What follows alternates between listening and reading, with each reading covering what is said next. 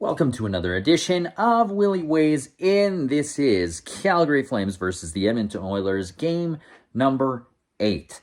The Oilers have a 5-2 record against the Calgary Flames, and this one gets off to an exciting start. But before we get to that start, let's talk a little bit about the Oilers. Now, we have Ryan Nugent-Hopkins, who is not drawn into the lineup in a couple games due to injury. We find out today he gets put on the LTIR, the long-term injured reserve. Now, that leaves Turris out. He was waived. They thought he'd be in. Chason's out. He's a little banged up. We got Neal coming in for the first time in a long time, and Ennis drawing in as well. All good. Like these guys. I think it's good that we give James Neal a shot again. I don't mind the guy. Ennis brings an energy that we want to see. On the trade front, we got trade deadline on Monday, and it's been rumored that the Oilers have been looking for a winger, which they should be. And those wingers that we've been hearing about are Mike Hoffman, Taylor Hall, and Raquel from the Ducks. I wonder who we're going to get, if we're going to get anyone, if we're going to stay pat and let it ride like a good poker hand. I guess we'll see. I'm interested. It would be really rad, yes, I use the word rad, to see Hall back in an Edmonton Oilers uniform, clicking with the likes of a Connor McDavid. Let's wait and see on that front. This game tonight, though, gets off to a very boring start. There was an issue with the lineup and how it was put in. It was put in correctly electronically, but there were some issues, and Legason apparently wasn't in there, and Daryl Sutter was like, I need you to check the lineup for me to see if there's an issue, because we want a power play to start the game. And it's a no-go. Game gets off to a start. Pretty quick pace. It's been fun to watch, but at the same time, kind of seems a bit sluggish. It's a little uneventful. There are some times that, Mike Smith makes a blocker save, then he makes a blocker save, then he makes another blocker save, and another blocker save. He does this about 5 times. And then, we get some turnovers in our zone. Not good. Mangiapane comes in, dishes off, should have shot. Mike Smith makes a huge save. Mike Smith made another huge save on Mangiapane again quickly after that. It's a nice glove save.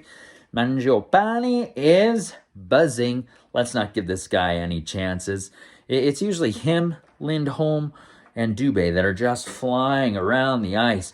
There was also another chance by Lucic, who sent the puck to Nordstrom, who, Mike Smith made the save.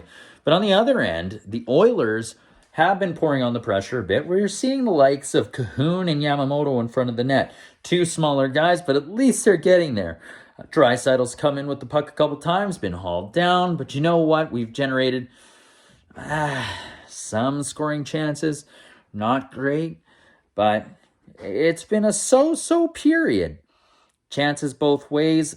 I would give the edge to Calgary in terms of chances, but Mike Smith has shut the door. So I guess we're going to see where this goes. We had a point shot by Larson that was tipped by Guiton Haas, who hit the post and thought it went in. It was a no-goal. But, these chances are coming. They're coming. Let's see what happens in the second. And the second period comes, and you know what? Everything I said about Mike Smith this period down the drain. First off, we get the Oilers being beat back. Caleb Jones busts his butt back into the defensive zone, gets his arm around the Flames player with the puck, pokes the puck free. They get it still. He's down on the ice, clears the puck with his left hand, but they get the puck to Monahan. He puts it in the back of the net. 1-0 Flames. And then later on, Gaudreau gets it at a kind of a sharp angle.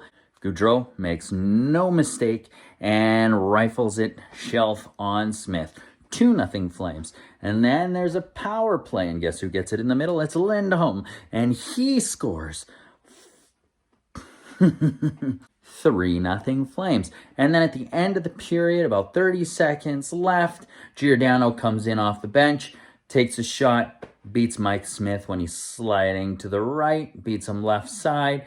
4-0 Flames. This does not look good. Our power play we had wasn't that great either. Draisaitl had a couple shots, but he missed the net completely. Not looking good. Let's give a little grace, though. This is their third game in 4 nights. They're going to have a nice break. They've got a little bit of a cushion, too, in the standings, so not that bad.